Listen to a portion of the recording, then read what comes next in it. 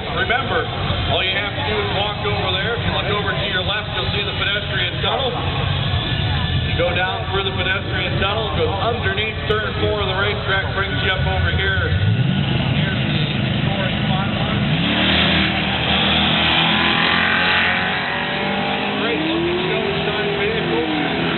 County Harley-Davidson has some motorcycles on display here tonight. You can also walk through the drag pit area, take a look at some of the cars that you'll see competing tonight on the street drag strip. And you can even peek in the windows of the NASCAR Sprint Cup Series garage.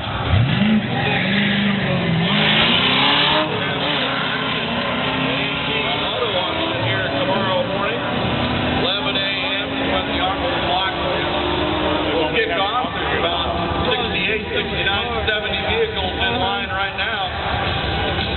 Some beautiful cars that'll be auctioned off tomorrow morning here. Take a look at those.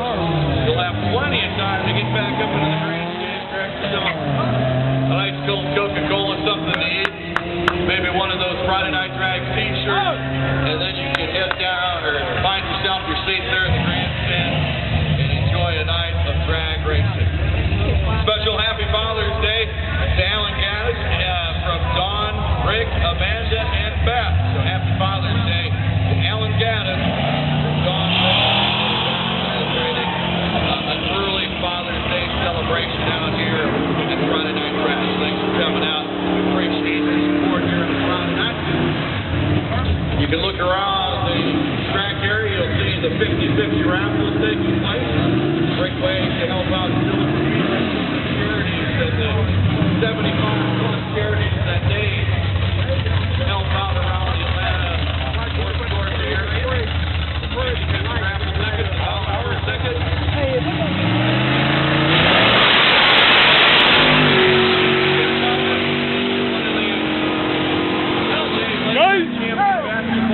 You can buy your height tickets for $20. 50%. You had two nice tickets on the back of their thing. All I heard was noise. Go to the lucky ticket holders who had their pocket with a little box cash. The other 50%, like I said, in the back of the truck underneath. Charities and all the fine organizations that they support. Kick back, enjoy yourself. Don't forget, it is an all-inclusive ticket, so enjoy Atlanta Motor Speedway and everything. Then Friday Night Drags and the show and shine. Maybe.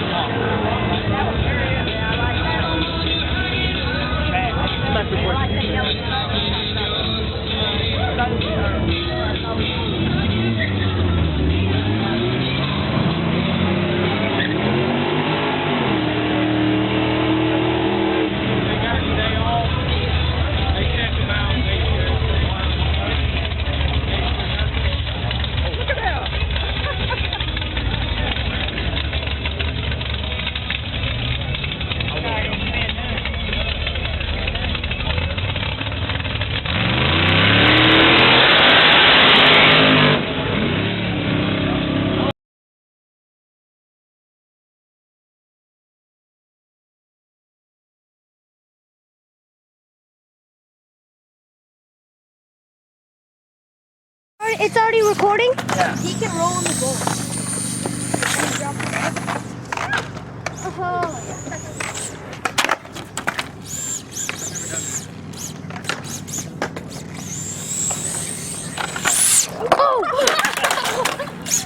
Oh my God! That's scary. Your finger's over the lens. Move your finger. There you go. Oh my God! You getting it? Yeah.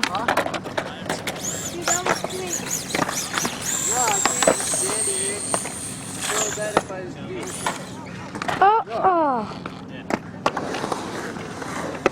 Oh, go flip it, Keaton. Flip it. Be careful though, make sure you don't hit it.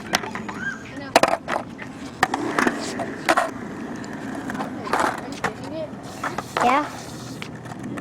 Dude, it's gonna have on film, it's gonna have it like almost hitting me. Oh! I know.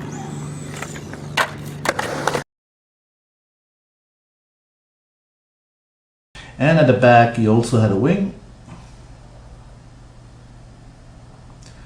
and the side plates. And driver here.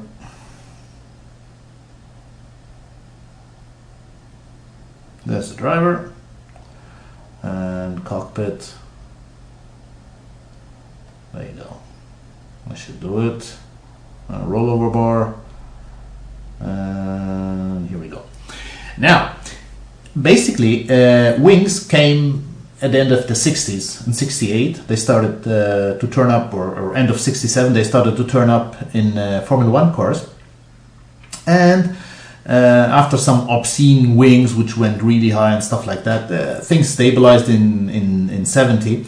And basically, the cars had wings at the back, a small wing at the front, and that's about it. And then a company called Lotus came up with an idea, and basically what they did, they said, why not have this section here also act as a wing? And what they did, the lower, the bottom profile of the car was not flat as in most cars, but was actually a wing profile. It went like that and up. So basically, when the car was racing, air would go through the bottom of the car and go up here, and basically the car as a whole would act as a wing, and that generated massive downforce. Not only was downforce created here and here, but also here. The whole car was generating massive downforce. That gave them an enormous advantage against their competitors. And that thing emerged in 1977, and that was the Lotus 78. And they nearly won the championship, but they had a lot of unreliability problems with the engines and stuff like that.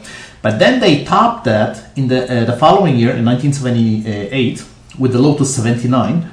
And basically, that first of all, that Lotus 78 was basically a wing car. A wing car. Yeah, it just had a massive inverted wing, and that was generating the downforce. What they did with the Lotus 79, which was the next car, Lotus 79, that was in 1978, and they won that championship with Mario Andretti. They created what's termed a ground effects car.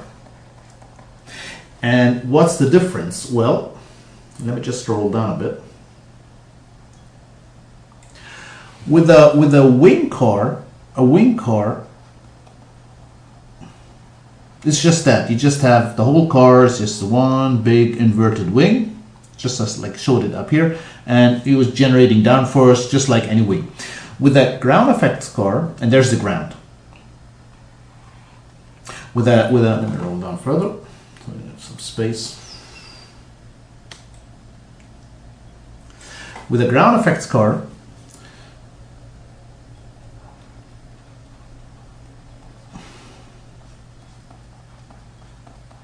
you had the following. You had the wing,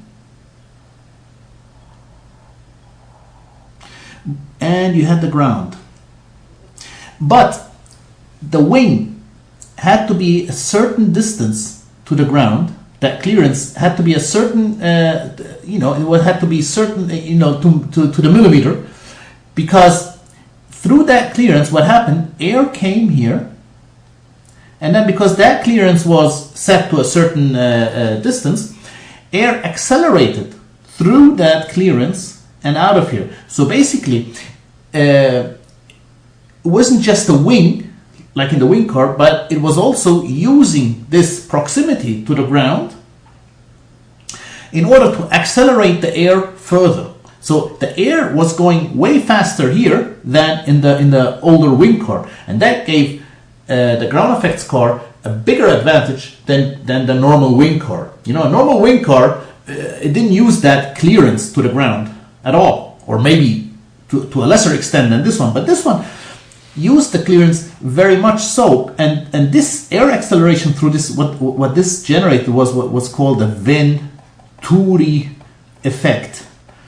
Basically, when air is pretty loose here, but when it's forced into a tight channel, it accelerates. And this acceleration creates more downforce than the normal acceleration you have through that wing profile. And that's why ground effect cars were then all the norm from 1978, when Lotus initiated, till 1982. All Formula One cars used ground effects. They basically used this Venturi effect at the bottom here, accelerating the air, which was pressing the whole car down. And the way these cars looked, I'm just going to try and get it in 3D.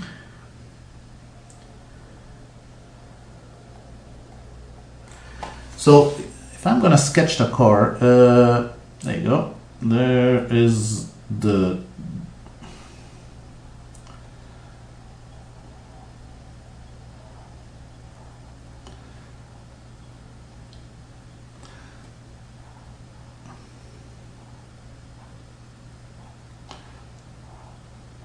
that's where the driver sits. That's a cockpit. I'm just going to draw the driver as well. There you go.